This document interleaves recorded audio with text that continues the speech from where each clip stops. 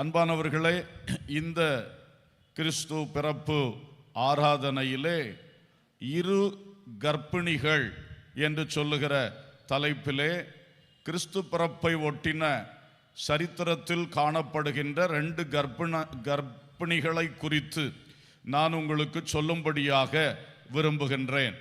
அதன் அடிப்படையில் ஒரு 4 பாடங்களை அல்லது சத்தியங்களை நாம் கற்றுக்கொள்ளவும் அது ஏதுவாகும் என்று விசுவாசிக்கிறேன். இரு கர்ப்பிணிகள், ஒன்று இயேசுவை வயிற்றில் சுமந்த மரியாள், இன்னொன்று இயேசுவுக்கு வழியை ஆயத்தம் பண்ணும்படி தேவனால் அனுப்பப்பட்ட யோவான் ஸ்நானனை வயிற்றில் சுமந்த எலிசபெத். இந்த இருவரும் 6 மாத இடைவெளியில் கர்ப்பிணிகளாக இருந்தது கிறிஸ்து பிறப்பு சரித்திர செய்தியில் முக்கியமான ஒன்றாக எழுதப்பட்டிருக்கின்றது.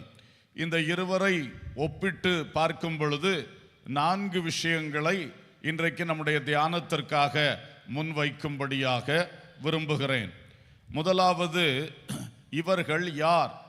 இவர்கள் இருவரும், இந்த இரு கர்ப்பிணிகள் யார் என்று சொல்லுகிற விவரத்தை நாம் பைபிளில் பார்க்கும் பொழுது, மரியாள் என்பவளை குறித்து பார்க்கும் பொழுது, அவள் யூதா கோத்திரத்தில் தாவீதின் வம்சத்தாள் என்று நாம் அறிகின்றோம். லூக்கா 1 அதிகாரம் 27 1:27 லூக்கா, தாவீதின் வம்சத்தானாகிய யோசேப்பு என்கிற நாமமுள்ள புருஷனுக்கு நியமிக்கப்பட்டிருந்த ஒரு கன்னிகையின் இடத்திற்கு தேவனாலே அனுப்பப்பட்டான். அந்த கன்னிகையின் பேர் மரியாள். அல்லேலூயா.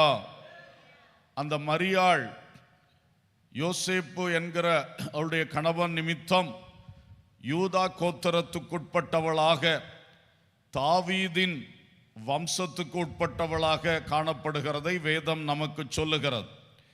இயேசு கிறிஸ்துவின் வம்ச வரலாறை மத்தேயு எழுதும் பொழுது 1 அதிகாரத்திலே அவர் தாவீதினுடைய மகன் சாலமோனுடைய வழியாக குறிப்பிடுகின்றார். லூக்கா எழுதும் பொழுதும் தாவீதினுடைய இன்னொரு மகன் நாத்தான் வழியாக குறிப்பிடுகின்றார். 2மே சரியானது தான். அநேக தலைமுறைகள் தாண்டி வரும் பொழுது, அது மாறி மாறி விவாகங்கள் நடக்கும் பொழுது அது 2மே ஏற்புடையதாக சரியானதாக காணப்படுகிறது. இப்போ இந்த 2 காரியத்திலையும் நம்ம பார்க்கும் பொழுது, இந்த இயேசு கிறிஸ்துவை பெற்றெடுத்த இந்த மரியாள், அவள் யூதா கோத்திரத்தை சேர்ந்தவளாக, தாவீதின் வம்சத்தாளாக வருகின்றாள். அல்லேலூயா. யூதா கோத்திரம் இஸ்ரவேலில் 12 கோத்திரங்களில் ஒன்று. எல்லா கோத்திரங்களைப் போல அதுவும் ஒன்று. இந்த லேவி கோத்திரத்துக்கு மட்டும் ரொம்ப சிறப்பு உண்டு. அவர்களுக்கு மற்ற கோத்திரங்களை மாதிரி காணியாட்சி இருக்காது. அவங்களுக்கு அடைக்கல பட்டணங்கள் என்று சொல்லி ஒவ்வொரு கோத்திரங்களுக்கு உள்ளே காணியாட்சிகள் இருக்கும். மற்ற கோத்திரங்களுக்கெல்லாம் தனித்தனி ஏரியாஸ் இருக்கும். அதே போல தான் யூதா கோத்திரம். அவர்கள் மற்ற கோத்திரங்களோடு கூட உள்ள ஒரு கோத்திரம்தான். ஆனால் இவர்களுடைய ஒரு விசேஷம் என்னவென்றால், தாவீது ராஜா இந்த கோத்திரத்தில் பிறந்ததினாலே, அதோடு கூட தாவீது இடத்திலே தேவன் ஒரு உடன்படிக்கை செய்தார். உன்னுடைய விளக்கு அணைந்து போகாது, உன் சந்ததி என்றைக்கும் சிங்காசனத்திலே வீற்றிருக்கும் என்று சொல்லி அந்த ராஜரீகத்தை தாவீதுக்கு தலைமுறை தலைமுறையாக வாக்கு பண்ணினார்.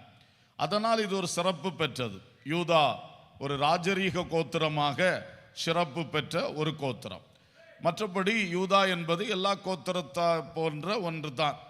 ஸோ மரியாள், இயேசுவை பெற்றெடுத்த மரியாள் பிறந்தது மற்ற ரூபன், சிமியோன், பென்யமீன் என்று சொல்லக்கூடிய மற்ற கோத்திரங்களைப் போல ஒரு யூதா கோத்திரத்தில் பிறந்தவள். ஆகவே இங்கே அது இஸ்ரவேல் சபையின் விசுவாசிகளில் ஒருவர், விசுவாசி என்ற நிலையை காண்பிக்கிறவர் என்பதை நான் சொல்ல விரும்புகிறேன். அதே வேளையில் 2வது நான் சொன்ன ஸ்திரீயாகிய கர்ப்பிணியாகிய எலிசபெத்தை குறித்து பார்க்கும் பொழுது லூக்கா சுவிசேஷம் 1ஆம் அதிகாரம் 5வது வசனம், யூதயா தேசத்தின் ராஜாவாகிய ஏரோதின் நாட்களில் அபியா என்னும் ஆசாரிய வகுப்பில் சகரியா என்னும் பெயர் கொண்ட ஆசாரியன் ஒருவன் இருந்தான். அவன் மனைவி ஆரோனுடைய குமாரத்திகளில் ஒருத்தி, அவள் பெயர் எலிசபெத்து. ஒரு அல்லேலூயா சொல்லுவோம். இந்த எலிசபெத்து என்கிற மற்றொரு கர்ப்பிணி ஸ்திரீ, இவள் லேவி கோத்திரத்தை சேர்ந்தவள். இவளும் லேவி கோத்திரம், அவள் கணவன் சகரியாவும் லேவி கோத்திரம். அதிலும் விசேஷம், எப்படி யூதா கோத்திரத்திலே ஒரு தாவீதுக்கு ஒரு ராஜரீக மேன்மை இருக்கிறதோ, அதே போல அந்த லேவி கோத்திரத்திலே ஆரோனுக்கு ஒரு ஆசாரிய மேன்மை இருக்கிறது. அல்லேலூயா. அந்த ஆசாரிய வம்சத்தை சேர்ந்த, லேவி கோத்திரத்தில் ஆசாரிய வம்சத்தை சேர்ந்த எலிசபெத்து. ஸோ இவள் ஒரு ஊழியக்காரிக்கு அடையாளமாக இருக்கின்றாள். ஒரு ஊழியர், தேவ ஊழியர். அன்றைக்கு இஸ்ரவேல் கோத்திரங்களில் இந்த கோத்திரம், லேவி கோத்திரம் மட்டும்தான் கர்த்தருக்கு ஊழியம் செய்யும்படிக்கு தெரிந்து கொள்ளப்பட்ட கோத்திரம். அதிலும் ஆரோனும் அவனுடைய வம்சாவளியினரும் தான் ஆசாரிய ஊழியம் செய்வதற்கு, பரிசுத்தமானவைகளில் நின்று ஊழியம் செய்வதற்காக தேவனால் தெரிந்து கொள்ளப்பட்டவர்கள். ஸோ இந்த 2 கர்ப்பிணி ஸ்திரீகளை நாம் ஒப்பிட்டு பார்க்கையிலே, இந்த மரியாள் யூதா கோத்திரத்தில் தாவீது வம்சத்தில் உள்ளவள், இந்த எலிசபெத்து லேவி கோத்திரத்தில் ஆரோனின் வம்சத்தில் வந்தவள். அல்லேலூயா. ஸோ மரியாள் விசுவாசிக்கு அடையாளமாக, எலிசபெத்து ஒரு ஊழியக்காரருக்கு அடையாளமாக இங்கே காட்டப்பட்டிருக்கிறார்கள். அதை கொண்டு நான் சில விஷயங்களை உங்களுக்கு சொல்லவும் விரும்புகின்றேன். ஸோ இந்த முதல் குறிப்பிலே நாம் மனதில் கொள்ளுவோம், கிறிஸ்துவின் பிறப்பிலே கிறிஸ்துவை உருவாக்கி, வயிற்றிலே உருவாக்கி வெளியே பெற்றெடுத்து உலகுக்கு கொடுக்கின்ற அந்த பெரிய ஒரு ஊழியம் அந்த கிறிஸ்து பிறப்பு சரித்திரத்திலே வெளிப்பட்டிருக்கிறது. அந்த சரித்திரத்திலே, அந்த பெரிய ஒரு பாக்கியமான சேவையிலே ஒரு விசுவாசி மரியாள் என்பவள் பயன்படுத்தப்பட்டிருக்கின்றார். அதோடு கூட அவளுக்கு உதவிகரமாக பல நிலைகளில் ஒரு எலிசபெத் என்கிற ஒரு ஊழியர் பயன்பட்டிருக்கிறார்.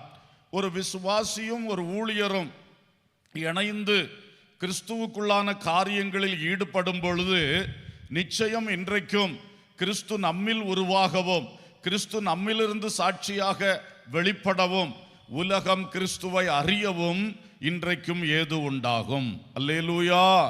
ஸோ அந்த ஒரு கண்ணோட்டத்தோடு தொடர்ந்து அடுத்த 3 குறிப்புகளை நான் உங்கள் முன் வைக்கும்படியாக விரும்புகிறேன். இப்போ 2வது குறிப்பு, உருவானது யார்? இப்போ 2 கர்ப்பிணி ஸ்திரீகளை குறித்து பார்த்தோம். ஒருவர் யூதா கோத்திரம், தாவீது வம்சம். இன்னொருவர் லேவி கோத்திரம், ஆரோனின் ஆசாரிய வம்சம். இப்போ இவர்கள் 2 பேருடைய வயிற்றில், 2 பேர் கர்ப்பிணிகள், 2 பேருடைய வயிற்றில் பிள்ளை உருவாகி கொண்டிருக்கிறது. இந்த உருவாகினது யார்?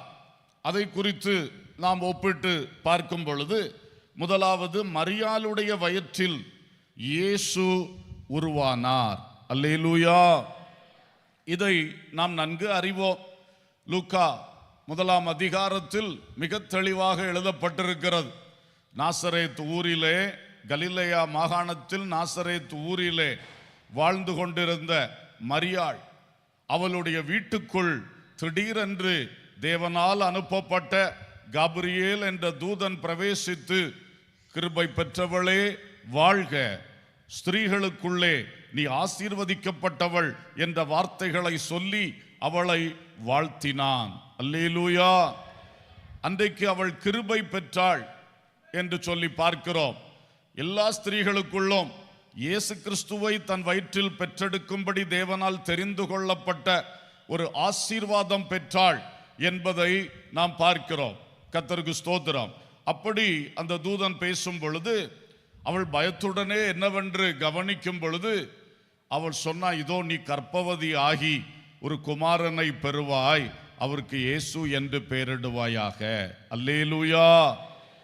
செய்தி வந்தது சந்தோஷமாக இருந்தது.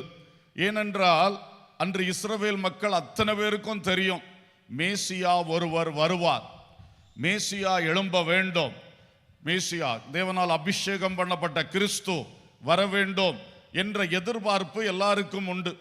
என் வயிற்றில் இயேசு பிறக்க வேண்டும், என் வயிற்றில் மேசியா பிறக்க வேண்டும் என்கிற ஜபம் கூட அநேக யூத பெண்மணிகள் ஜெபிப்பதாகவும் குறிப்புகளில் இருக்கின்றது. அப்படி வாஞ்சை நிறைந்த ஒரு காலத்திலே திடீரென்று மரியாளுக்கு ஒரு பெரிய நற்செய்தி கிடைத்து விட்டது. அல்லேலூயா. அந்த நற்செய்தி உள்ளே வரும் பொழுதே தன் சிந்தனையிலிருந்து ஒரு எதிர் சிந்தை வருகிறது. செய்தி நல்லதுதான், ஆனால் நான் எப்படி இருக்கிறேன், நான் புருஷனை அறியேனே, எனக்கு கல்யாணமே இன்னும் நடக்கலையே, இப்ப இவர் இதோ கர்ப்பவதி ஆவாயின்னு சொல்லுகிறாரே.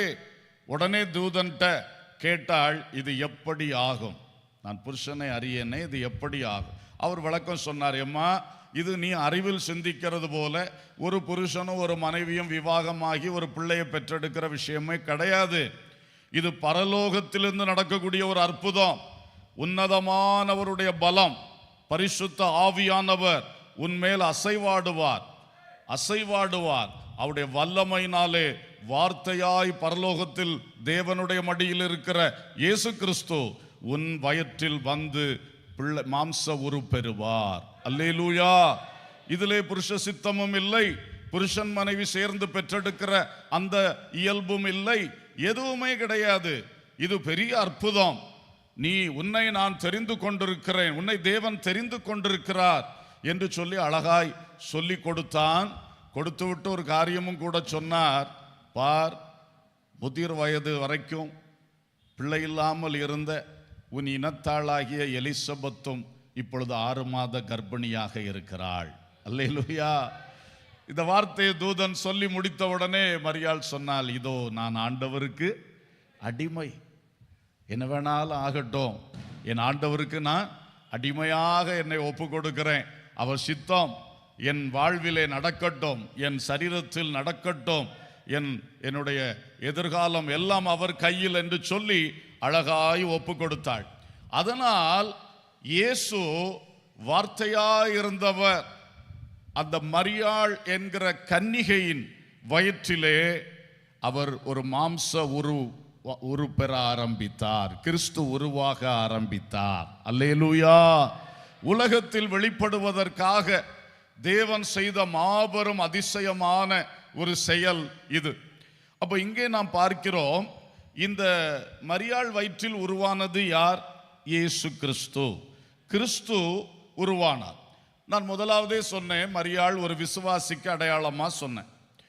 அப்போ ஒவ்வொரு விசுவாசியினுடைய உள்ளத்தில் மரியாளுடைய வயிற்றில் கிறிஸ்து உருவானது போல இன்றைக்கு அவரை விசுவாசிக்கிற நம் அனைவருடைய உள்ளங்களிலும் கிறிஸ்து உருவாக வேண்டும்.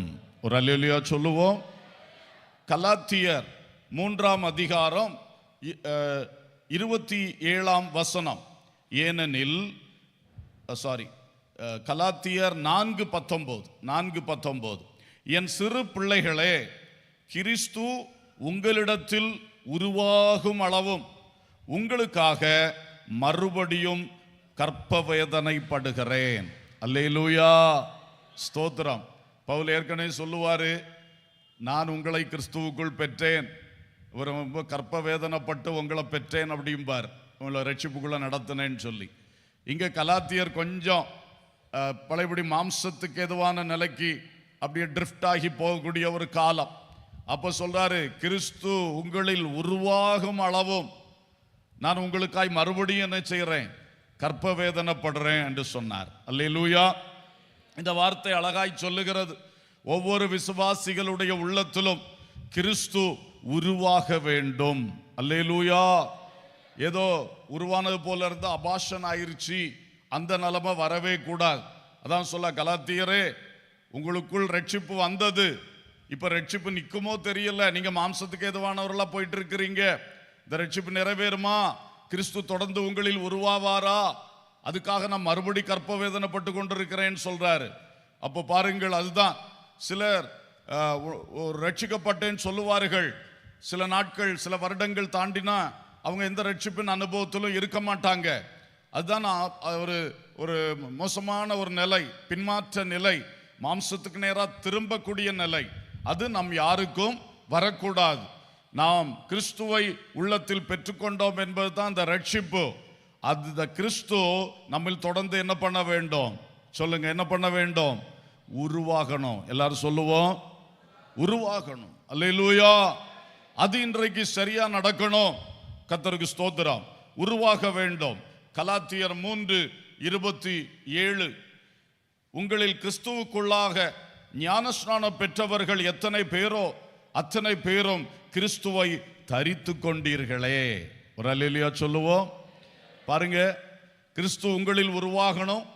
அவர் உருவாக ஆரம்பிச்சிட்டா உங்களிலிருந்து வெளிப்பட ஆரம்பிப்பார் நாளைக்கு. அதுக்கு தான் நீங்க ரட்சிப்போடு நிறுத்தாம ஞானஸ்நானம் பெற்றுக்கொள்ள வேண்டும். ஞானஸ்நானம் பெற்றுக்கொள்ளும் பொழுது கிறிஸ்துவை தரித்து கொண்டவர்களாய் மாறுகிறீர்கள். அல்லேலூயா. இல்லையா? கொஞ்ச நாள் அந்த ஸ்திரீயினுடைய வயிற்றில் பிள்ளை இருக்கிறதா இல்லையா யாருக்கும் தெரியாது.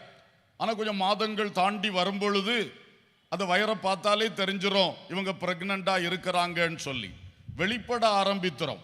அதே மாதிரிதான் நீ ரட்சிக்கப்படுவது என்பது உள்ளுக்குள் நடக்கிற ஒரு சம்பவம். வெளி மனிதனுக்கு டக்கென்று தெரியாது. ஆனால் அது ஒரு நாள் வெளிப்படணும்.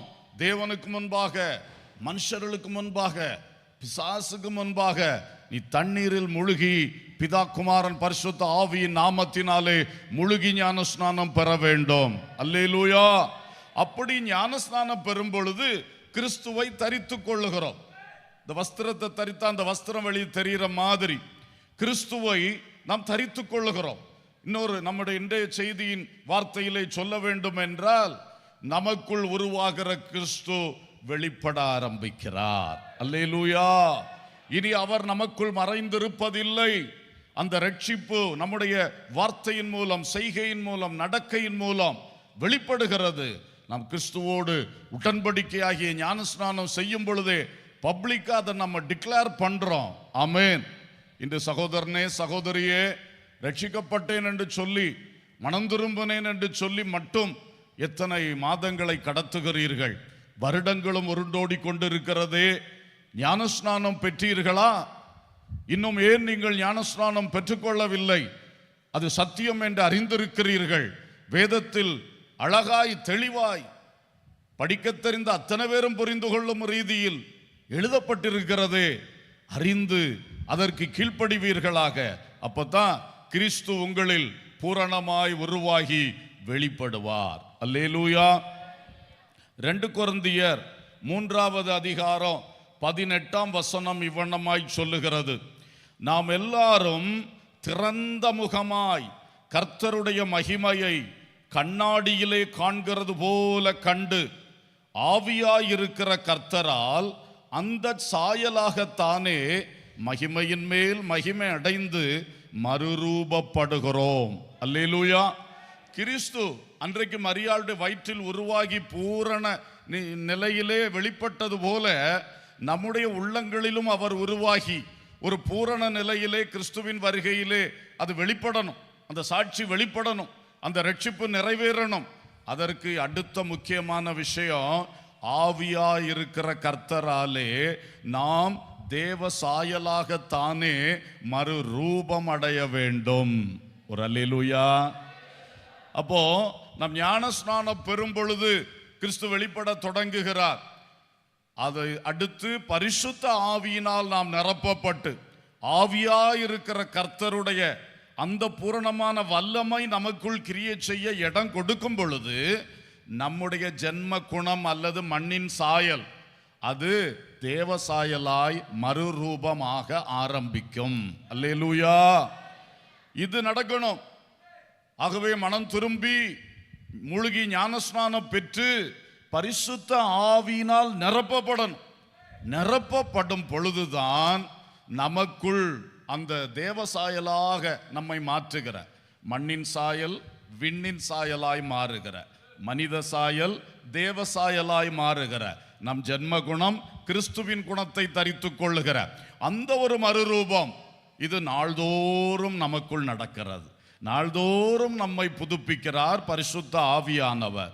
ஸோ இந்த நிலை இது அனைத்தும் நமக்குள் வரும் பொழுதுதான் நாம் மரியாள் இயேசுவை வயிற்றில் சுமந்து பூரணமான நிலையில் அருமையாய் ஒரு குறைவும் இல்லாத ஒரு பிள்ளையாக பெற்றெடுத்து இந்த உலகுக்கு தந்தது போல நாமும் இயேசு கிறிஸ்துவை பூரணமாக நம்மில் உருவாக இடம் கொடுத்து அவர் நாம் போகும் இடமெல்லாம் உலகுக்கு நம்மிலிருந்து வெளிப்படுவார். அல்லேலூயா. அந்த சாட்சி நம்மில் வர வேண்டும் என்று கர்த்தர் விரும்புகிறார்.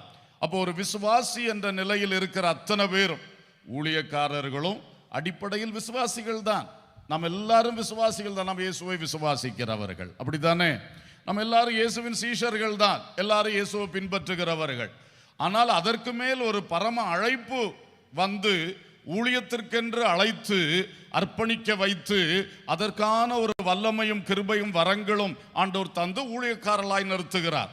மற்றபடி அடிப்படையிலே விசுவாசிகளில் இருந்து தான், சீஷர்களில் இருந்து தான் ஊழியக்காரர்களை தேவன் தெரிந்து கொள்ளுகிறார். அல்லேலூயா. சோ எல்லாருடைய உள்ளத்திலும் இயேசு உருவாகணும், நம் வாழ்விலே இயேசு வெளிப்பட வேண்டும். அல்லேலூயா. சரி, இப்போ அடுத்த நபர், எலிசபெத்தின் வயிற்றில் யோவான் ஸ்நானன் உருவாகிறார். மரியாள் வயிற்றில் இயேசு உருவானார் என்று சொல்லி பார்த்தோம்.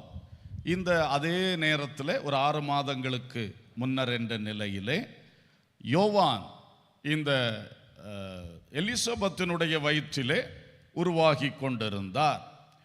அப்போ இங்கே பார்க்கிறோம், எலிசபெத்தின் வயிற்றில், அதாவது ஒரு ஊழியரின் உள்ளத்தில், அங்கு அவள் வயிற்றில் யோவான் ஸ்நானன் உருவானது போல இயேசுவுக்கு வழியை ஆயத்தம் பண்ணுகிற ஒரு தன்மை ஊழியக்காருடைய உள்ளத்தில் அதிகமாய் உருவாக வேண்டும்.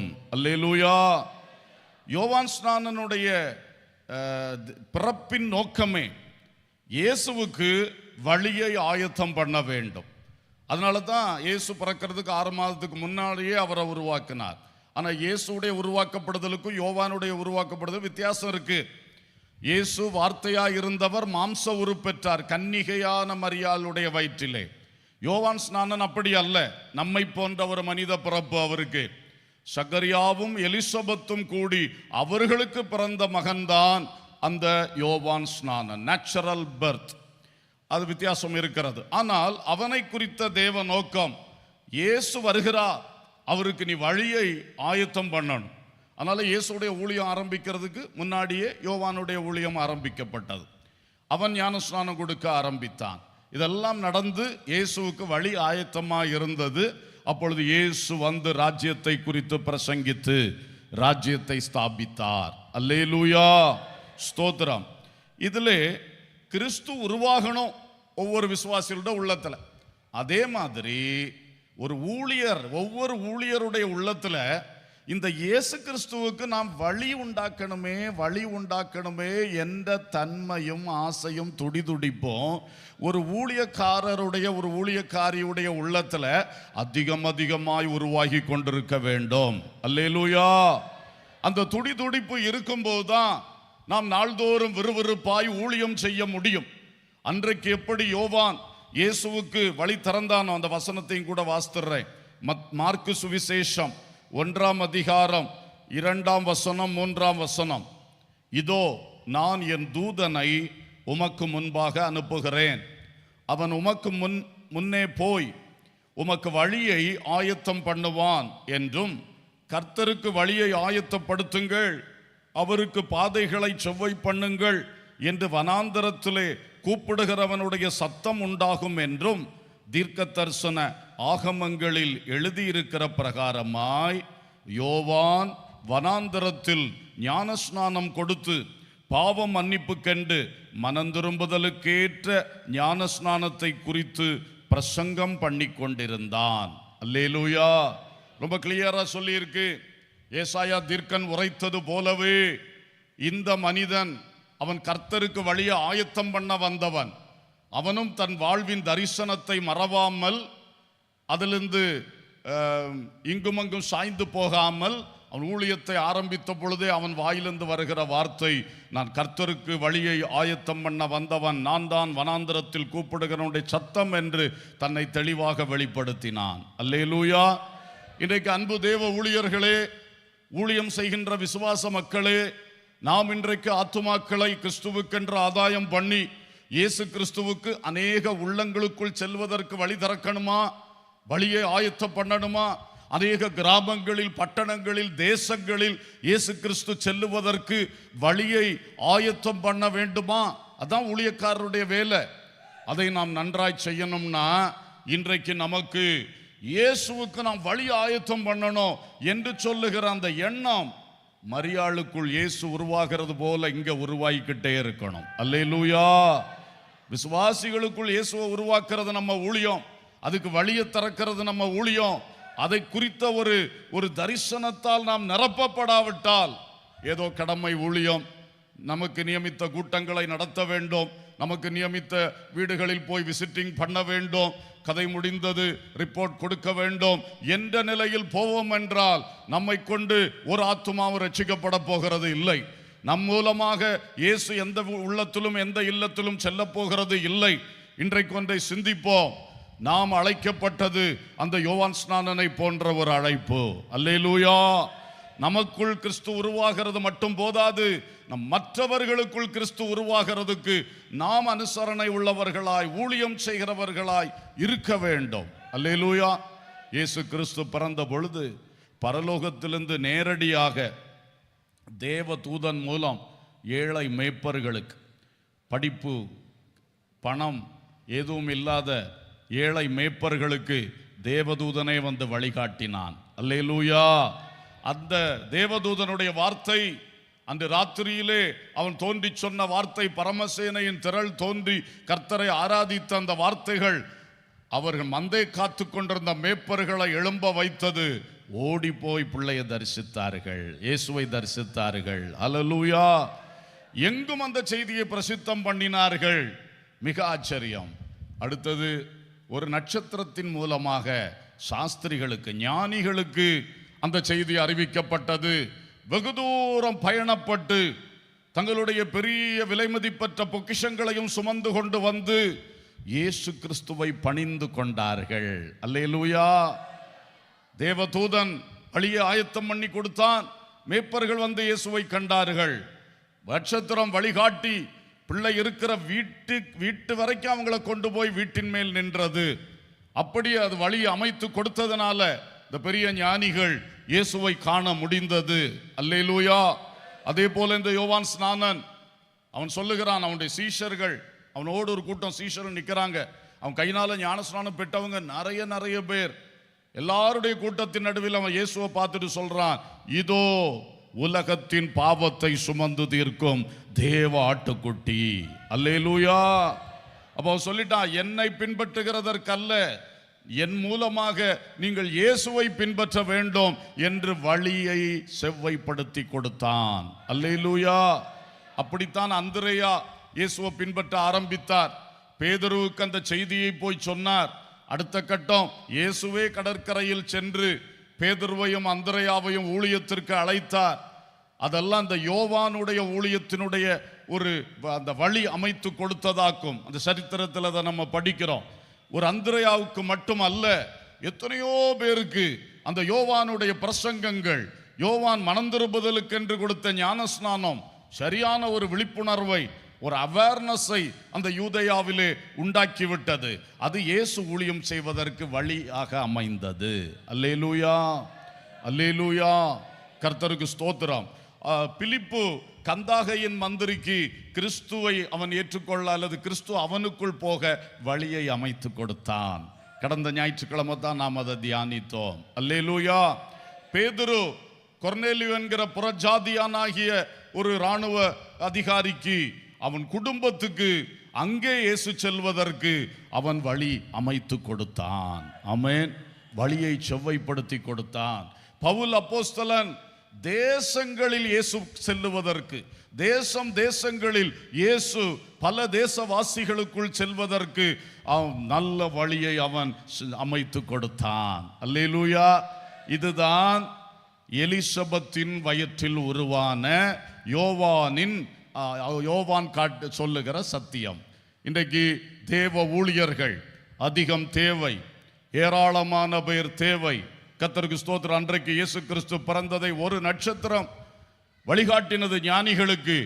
ஆபிரகாமுக்கு கொடுக்கப்பட்ட வார்த்தை, வானத்து நட்சத்திரங்களைப் போல உன் சந்ததி பெருகும். ஆமென். இந்த காலகட்டத்தில் கடைசி நாட்களில் அந்த வானத்து நட்சத்திரம் போல தேவ ஊழியர் கூட்டங்கள் எழும்பணும், மிஷனரிகளுடைய எண்ணிக்கைகள் பெருகணும். எலிசபெத்து உருவாக்கினது போல ஒவ்வொரு சபைகளும் மிஷனரிகளை உருவாக்கணும். அல்லேலூயா. எலிசபெத்துக்குள் யோவான் உருவானது போல ஒவ்வொரு குடும்பத்திலிருந்து ஒரு முழு நேர ஊழியராவது எழும்ப வேண்டிய ஒரு கட்டாயத்தின் கடைசி காலத்தில் நாம் வைக்கப்பட்டிருக்கின்றோம். எத்தனை பேர் அதை ஆம் என்று ஒத்துக்கொள்ள முடியும்? அல்லேலூயா. நிச்சயம் அவ்வளவு தேவை இந்த உலகத்தில் இருக்கிறது. Population is exploding. அந்த ஜனத்தொகை அப்படியே வெடித்து சிதறினது போல பெருகிக் கொண்டிருக்கிறது. ஊழியர்களுடைய எண்ணிக்கை பெருக வேண்டும்.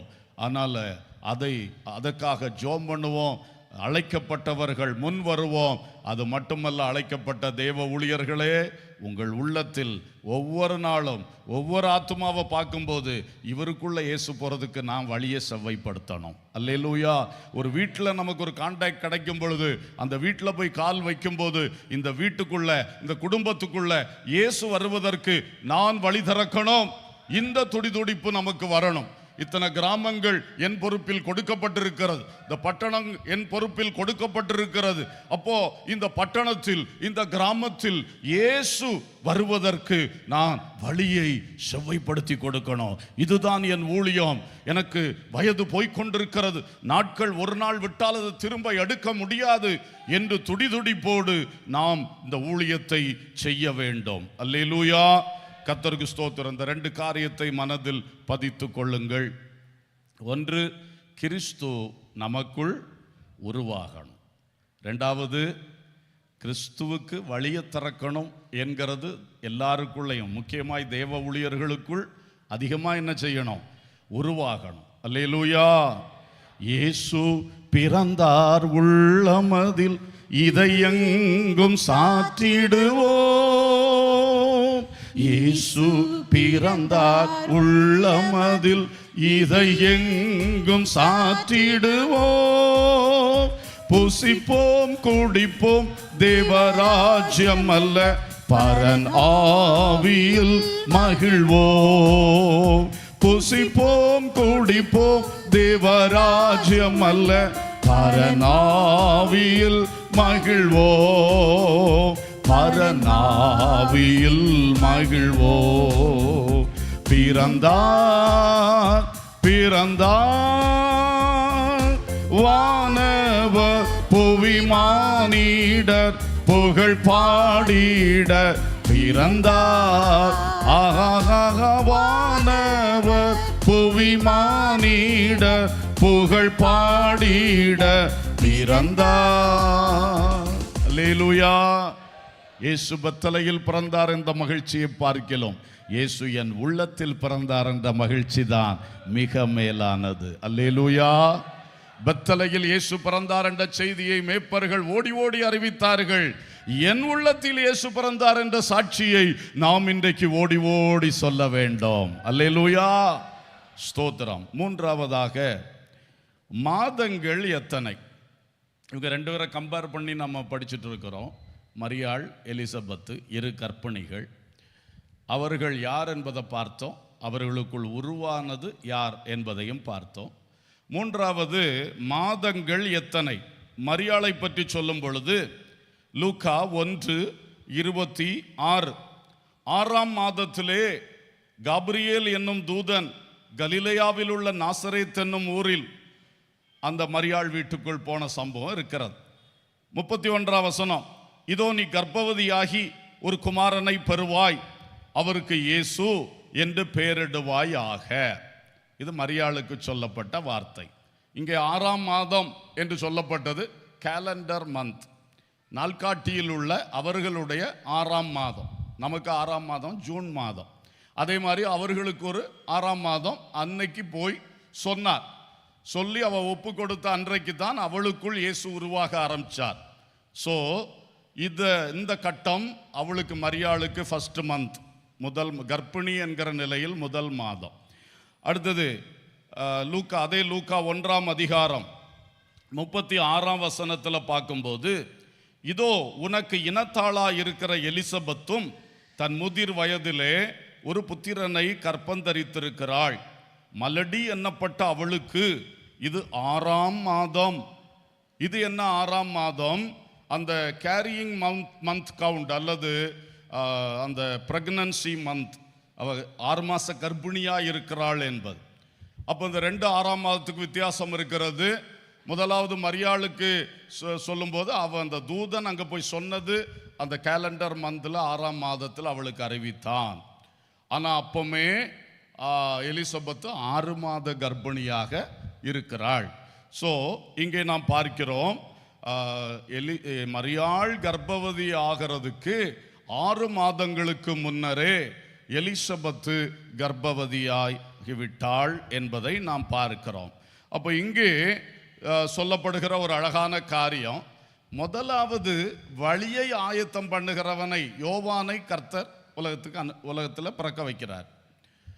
அப்புறம் இயேசு வருகிறார் 6 மாதத்துக்கு பின்னாடி. நமக்கு தெரியும், பெரிய விஐபிஸ் இந்த வழியாக போனால் அவங்க வர்றதுக்கு முன்னாடி நிறைய கார்ஸ் வரும். அதில் முக்கியமாக ஒரு பைலட் கார் வரும். அது ஷைரன் அடிச்சுட்டே வரும். எல்லாரும் ஒதுங்குங்க ஒதுங்குங்க, வழியை ஆயத்தம் வழியை தடை பண்ணிடாதீங்க, ஒதுங்குங்கன்னு சொல்லி அது என்ன செய்யும், முன்னால் வந்து வழியை ஆயத்தம் பண்ணிகிட்டே வரும். அது வழியை ஆயத்தம் பண்ணி கொடுத்துட்டே போகும். பின்னால் விஐபி கார் நல்லா ஸ்பீடாக ஃபாஸ்ட்டாக ஒரு தடை இல்லாமல் போயிட்டே இருக்கும். இது நம்ம சாதாரண பார்க்குறோம். இதே மாதிரி இயேசு கிறிஸ்து தேவனுடைய திருச்சித்தத்தின்படி தேவன் குறித்த வேளையில் உலகில் வந்து அவர் உருவாகி அவர் வளர்ந்து அவர் ஊழியம் செய்வதற்கு முன்னதாக ஒரு தூதனாக, முன்னே வருகிற தூதனை போல வழி அமைத்து கொடுக்கிறவனாக இந்த யோவானை அனுப்பினார். அதனால் தான் அவள் 6 மாதத்திற்கு முன்னே அவள் கர்ப்பவதி ஆனாள் என்று சொல்லி நாம் பார்க்கிறோம். ஆகவே அன்பர்களே, இயேசு ஒரு இடத்தில் வர வேண்டும் என்றால் அதற்கு முன்னதாக அந்த வழி ஆயத்தம் பண்ணப்படணும். அதைத்தான் இங்கேயும் அந்த டைமிங்கை வச்சு சொல்கிறேன். 6 மாதத்துக்கு முன்னாலே அவனை பிறக்க பண்ணினாரு.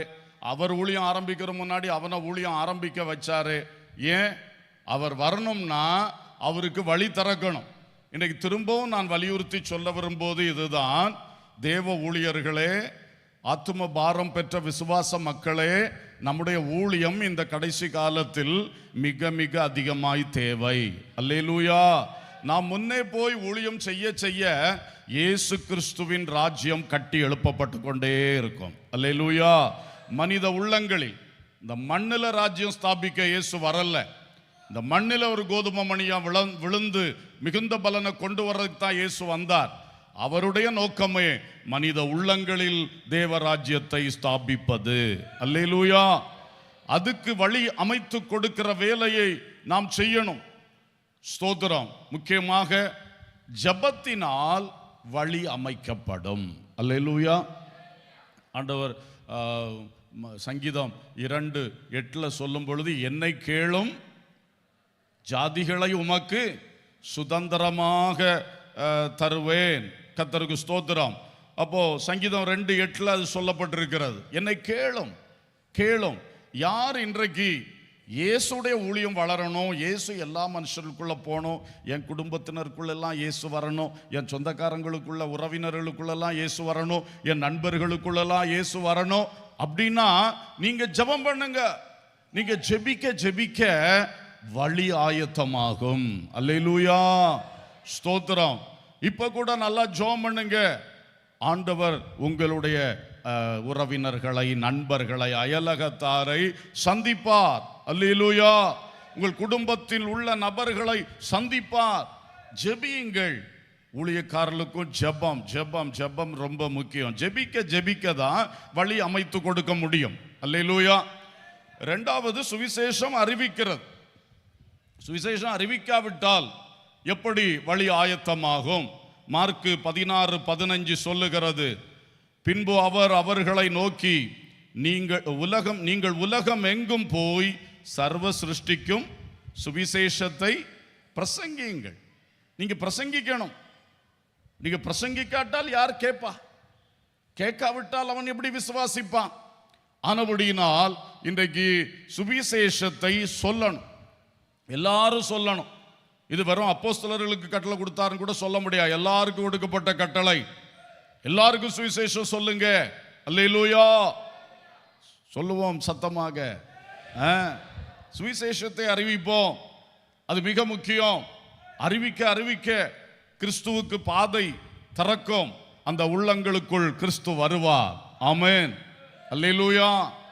இது வேணும். சமயம் வாய்த்தாலும் வாய்க்காவிட்டாலும் திருவசனத்தை ஜாக்கிரதையாய் பிரசங்கம் பண்ணு. ஒரு சின்ன ஆப்பர்ச்சுனிட்டி கிடைச்சா விட்டுறாத.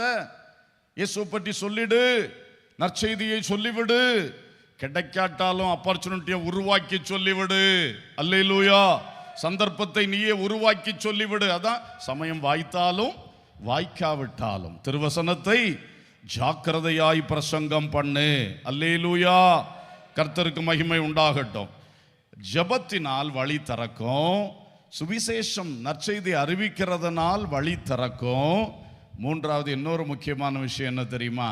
அர்ப்பணிப்பும் தியாகமும் இருந்தால் தான் நம்ம ஊழியத்தின் மூலம் இயேசுவுக்கு வழி திறக்கும். இதை நீங்க நல்லா கவனிச்சுக்கணும். ஏசாயா 43:4 சொல்லுகிறது. 43:4 நீ என் பார்வைக்கு அருமையானபடியினால் கனம் பெற்றாய், நானும் உன்னை சிநேகித்தேன், ஆதலால் உனக்கு பதிலாக மனுஷர்களையும் உன் ஜீவனுக்கு ஈடாக ஜனங்களையும் கொடுப்பேன். ஒரு அல்லேலூயா சொல்லுவோம். உனக்கு பதிலா தருவேன். அப்போ நீ ஒன்ன தியாகம் பண்ணணும், ஒன்ன அர்ப்பணிக்கணும். அதுக்கு பதிலாக நான் என்ன தருவேன்? ஜனங்களை தருவேன். ஆமென். உன் ஜீவனுக்கு ஈடாக என்ன தருவேன்? ஆத்துமாக்களை தருவேன். அப்போ நீ தியாகம் பண்ணணும், அர்ப்பணம் பண்ணணும். சும்மா நான் என்ன சொல்லுது, நான் அப்படி சும்மா இருந்து எல்லாம் செஞ்சிருவேன், சொகுசை விடாம எல்லாம் செஞ்சிருவேன், வசதியை விடாம எல்லாம் செஞ்சிருவேன்னா நீ ஊழியம் செய்து கொள்ள மாட்டாய். நீ கர்த்தருக்கு ஒரு பொழுதும் வழியை திறந்து கொடுத்து கொள்ள மாட்டாய். அல்லேலூயா. தேவனுக்கு ஊழியம் செய்கிறவர்கள் கண்டிப்பாக தியாகத்தின் வழி நடக்க வேண்டும். கர்த்தருக்கு ஸ்தோத்திரம். ஆண்டவர் யோவான் சுவிசேஷம் 12ஆம் அதிகாரத்தில் 24 சொல்லும் பொழுது சொல்லுகிறார், கோதுமை மணியானது நிலத்திலே விழுந்து சாகாவிட்டால் தனித்திருக்கும், செத்ததே ஆகில் சொல்லுங்க மிகுந்த பலனை கொடுக்கும். அதனால தன் ஜீவனை சிநேகிக்கிறவன் அதை இழந்து போவான். இந்த உலகத்தில் தன் ஜீவனை வெறுக்கிறவனோ அவன் அதை நித்திய ஜீவகாலமா பெற்றுக்கொள்வான். அல்லேலூயா. சொல்லிட்டு சொன்னாரு, ஒருவன் எனக்கு ஊழியம் செய்கிறவனானால் என்னை பின்பற்ற கடவன். ஆமென். நீ இன்னைக்கு இருக்கிற பிரபலமான ஊழியக்காரர்களை பின்பற்றுன்னு சொல்லல, நீ இயேசுவை பின்பற்று. யார் ஒருவர் ஊழியம் செய்தாலும் அவங்க டைரக்டா யாரை பின்பற்றணும் சொல்லுங்க? இயேசு. இயேசு பரலோகம் விட்டு பூலோகம் வந்தார். அல்லேலூயா. பிதாவின் மடியை விட்டு முன்னணியிலே வந்து படுத்திருந்தார். என்ன தியாகம் அது! அந்த தியாகத்துக்கு ஈடாகுமோ? சிலுவை வரை, மரணம் வரை தாழ்த்தினார். சிலுவை மரணம் வரை தாழ்த்தினார். ஆமென். அவ்வளவு தூரம் தாழ்த்தி தன்னை தியாகம் செய்து வாழ்ந்தவர், மரித்தவர், உயிர்த்தவர் இயேசு கிறிஸ்து. ஒருவன் எனக்கு ஊழியம் செய்தால் என்னை பின்பற்ற கடவன். இந்த பூமியில் நான் எப்படி நடந்தேன் அப்படி நீயும் நட. இந்த பூமியில் நான் வைத்த அடிச்சுவடுகளை நீ பின்பற்று. அப்பொழுது நாளைக்கு என்னோடு கூட சிங்காசனத்தில் உட்காரும்படி செய்வேன். அல்லேலூயா. இன்னைக்கே பூமியில சிங்காசனத்தில் உட்காரணும்னு நினைச்சிடாத. இன்னைக்கு அங்க உள்ள பொன்மயமான எல்லாத்தையும் இங்க அனுபவிக்கணும்னு நினைச்சிடாத. நான் எப்படி பூமியில் வாழ்ந்த என்னை பின்பற்று. அல்லேலூயா. சோ ஜெபத்தினால் கிறிஸ்துவுக்கு வழி திறக்கலாம், நற்செய்தி அறிவிக்கிறதுனால் கிறிஸ்துவுக்கு வழி திறக்கலாம். அது மட்டுமல்ல, தியாகத்தாலும் அர்ப்பணிப்பாலும் கிறிஸ்துவுக்கு நல்ல வழி திறக்கலாம். அப்படி திறக்கும் பொழுது திரளான மக்கள் இயேசுவண்டை ஓடி வருவார்கள். இயேசு அவர்களுக்குள் பிரவேசிப்பார். ஹல்லேலூயா. இந்த பெரிய பாக்கியம் நடக்கும். கர்த்தருக்கு ஸ்தோத்திரம். ஒரு பாட்டுண்டு, அந்த ஒரு சரணத்தை பாட முயற்சிக்கிறேன். கோதுமை மணி மண்ணில் மாய்வது போல் சீவையில் ஜீவனை ஊற்றிடினும், கோதுமை மணி மண்ணில் மாய்வது போல் சீவையில் ஜீவனை ஊற்றிடினும், தேவனின் கிருபையின் ஊற்றென்னில் பாய்வது சோராது நீரை பலன் ஈந்திடுவேன். தேவனின் கிருபையின் ஊற்றென்னில் பாய்வது சோராது நீரை பலன் ஈந்திடுவேன். எந்த ஜீவனிலும் அருமை உந்தன் கிருபை கிறிஸ்தேசுவே, உந்தன் கிருபை கிறிஸ்தேசுவே, அந்தமே இல்லா அன்பின் ஆழமதை எண்ணி நான் துதித்திடுவேனே. அந்தமே இல்லா அன்பின் ஆழமதை எண்ணி நான் துதித்திடுவேனே. அல்லேலூயா. கோதுமை மணி மண்ணில் மாய்வது போல கர்த்தருடைய சேவையில் நம்முடைய ஜீவனை ஊற்ற ஆயத்தமாய் இருந்தால் அவர் கிருபை பெருகும், அவருக்கு வழி திறக்கும், அநேக ரட்சிக்கப்பட்டு தேவராஜ்யம் சேர்வார்கள். அல்லேலூயா. சரி, கடைசியாக நம்ம என்ன பார்த்தோம்? முதல்ல இந்த ரெண்டு பேரும் யார் என்பதை பார்த்தோம். ஒருவர் விசுவாசி, ஒருவர் ஊழியர்னு சொன்னேன். ரெண்டாவது, இவர் ரெண்டு பேருக்குள்ள உருவானது யாருன்னு சொல்லி பார்த்தோம். ஒன்று கிறிஸ்து, இன்னொன்று கிறிஸ்துவுக்கு வழியை ஆயத்தம் பண்ணணுமே என்கிற துடிதுடிப்பு என்பதை பார்த்தோம். இப்போ நம்ம பார்த்தது இவங்க ரெண்டு பேருக்குள்ளே அந்த மாத வித்தியாசம், மாதங்கள் எத்தனை என்பதை வைத்து ஊழியம் முன்ன செல்லணும், அப்போ கிறிஸ்து பின்னே வருவார். ஊழியம்தான் வழி திறக்கிறது. கிறிஸ்து அப்பொழுது அந்த ஆத்துமாக்களுக்குள் பிரவேசிப்பார்னு பார்த்தோம். நான்காவதாக ஐக்கியங்கள் யாரோடு? இவங்க ரெண்டு பேரும் வச்சிருந்த ஐக்கியம் மிக முக்கியம். அதையும் இந்த சரித்திரம் நமக்கு தெரிவிக்கிறது. முதலாவது மரியாளினுடைய ஐக்கியம், ஒரு விசுவாசியினுடைய ஐக்கியத்தை குறித்து பேசுகிறது. மரியாள் யோசேப்போடு நல்ல ஐக்கியம் வைத்தாள். ஸ்தோத்திரம். குடும்ப ஐக்கியத்தை இது காட்டுகிறது. ஒரு விசுவாசி குடும்பத்தில் நல்ல ஐக்கியமாய், புருஷன் மனைவி நல்ல ஐக்கியமாய் இருந்து அதன் மூலம் கிறிஸ்துவின் சாட்சியை வெளிப்படுத்தணும். அப்போ அநேகர் இயேசுவை அறிவதற்கு அது ஏதுவாகும்.